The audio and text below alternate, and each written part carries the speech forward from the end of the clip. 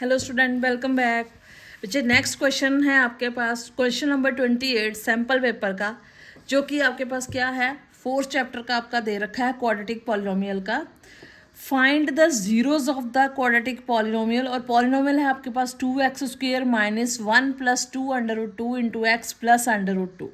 Clear, root में है value, घबराना नहीं है।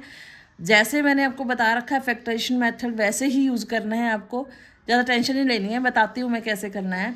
And verify the relationship between the zeros and coefficient of the polynomial, और आपको उसके बाद जीरोज और कॉफिशेंट के बीच में रिलेशन भी फाइंड आउट करना है, तभी तो 3 मार्क्स का आएगी। क्लियर, जो रिलेशनशिप है बाद में 1 नंबर उसका भी मिलेगा। और आपको पता है जीरोज किसको बोला जाता है, सोल्यूशन को बोला जाता है। जो आंसर होते हैं हमारे, मीन्स कि एक्स में पॉलिनोमियल है तो एक्स की जो वैल्यूज होंगी, that value is called zero.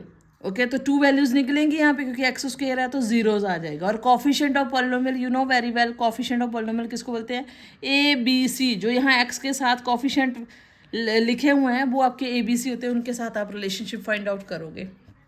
Clear, पहले तो हम इसकी फैक्टराइजेशन करते हैं। देखिए 2x² दिस आ गया, क्या करते हैं फैक्टराइजेशन में, फर्स्ट और लास्ट को मल्टीप्लाई करते हैं बच्चे, तो कितना हो गया, 2√2 बन गया। ठीक है, फर्स्ट और लास्ट को वेरिएबल नहीं लेना है, फर्स्ट और लास्ट को मल्टीप्लाई करके 2√2। अब इसके ऐसे फैक्टर लो जिसको मल्टीप्लाई करे तो यही बने, और प्लस और माइनस करे तो बीच की वैल्यू बने। क्लियर, तो बच्चे मल्टीप्लाई में आपको ऐसे फैक्टर, क्वेश्चन भी उस तरीके से ही बना होता है कि जिसको आप फाइंड आउट कर सको। इसको सिंपली 1 वाले फैक्टर ही इसका फाइंड आउट हो जाएगा, क्योंकि इसको 1 से मल्टीप्लाई करोगे यही आ जाएगा, और इनको प्लस करोगे, देखो 1 + 2√2 करोगे तो ये वाली वैल्यू बनेगी। क्लियर, बस ये ध्यान रखना कि यहाँ माइनस है तो आपको ये माइनस भी आना चाहिए। माइनस दोनों से मीन्स बाहर बाहर है ना ब्रैकेट के, तो इसका मतलब है कि माइनस दोनों से कॉमन निकला हुआ है। दैट मीन्स कि you have to take these 2 value with negative sign, minus sign के साथ आपको ये वैल्यूज़ लेनी है। तो बच्चे शुरू करो, 2x² minus 1x minus 2√2x and plus √2। First और last value as it is होती है, you know very well. Now take the common from first 2 values and next 2 values. First 2 में से क्या कॉमन है, x, अंदर क्या रहा 2x माइनस 1। क्लियर, नेक्स्ट 2 में से क्या कॉमन है, एक तो हम लेंगे माइनस को कॉमन, दूसरा √2 दोनों साइड है, √2 कॉमन लिया, अंदर क्या बचा, माइनस कॉमन लेने की वजह से 2x तो हो गया प्लस, और ये वाला बन गया minus. Clear, now 2x minus 1 2x minus 1, again take common, ये आ गया, और अंदर क्या आ गया ये।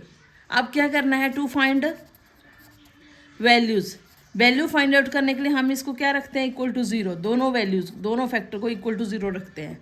Then x is equal to 1/2 आ गया, और x इज इक्वल टू √2 आ गया। 2 वैल्यूज आ चुकी हैं जिनको हम बोलते हैं जीरोज ऑफ पॉलिनोमियल। 2 जीरोज आ चुके हैं बच्चे, एक को अल्फा बोल दो, एक को बीटा बोल दो। क्लियर, अब रिलेशनशिप देखो, रिलेशनशिप क्या होता है, सम ऑफ रूट्स, क्या लिखते हैं इसको, अल्फा प्लस बीटा। बच्चे प्लस करो अल्फा प्लस बीटा को, अल्फा कितना है 1/2, बीटा कितना है √2।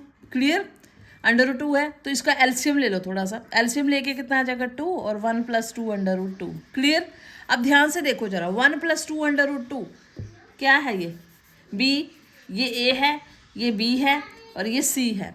तो ये बच्चा कितना आ गया b, और अपॉन ये कितना है a, और इन दोनों से अगर माइनस कॉमन लिया जाए, ध्यान देना, इन दोनों से माइनस कॉमन लिया जाए तो यहाँ पे माइनस आ जाएगा, तो ये किसके इक्वल आ गया, -b, और वो क्या होता है माइनस कॉफिशिएंट ऑफ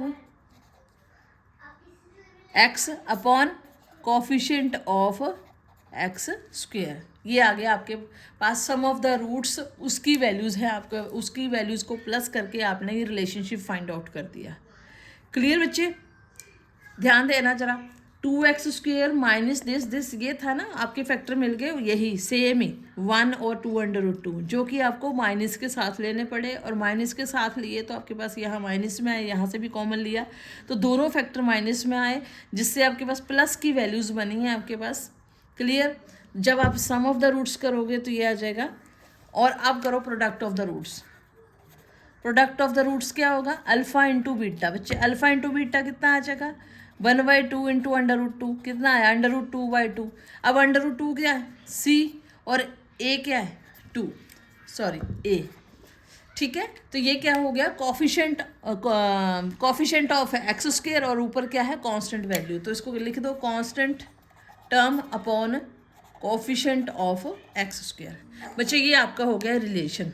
ठीक है, 4th चैप्टर बहुत अच्छे से समझा रखा है, वहाँ आपको अच्छे से पता है कि रिलेशन कैसे फाइंड आउट करते हैं। बस इसमें क्या प्रॉब्लम है कि बच्चों को थोड़ा रूट देख के घबराहट हो जाती है कि इसके फैक्टर कैसे निकालेंगे। तो बहुत ही ईजी है बच्चे इसके फैक्टर, इस तरीके से आप इस क्वेश्चन को सॉल्व कर सकते हो। Thank you.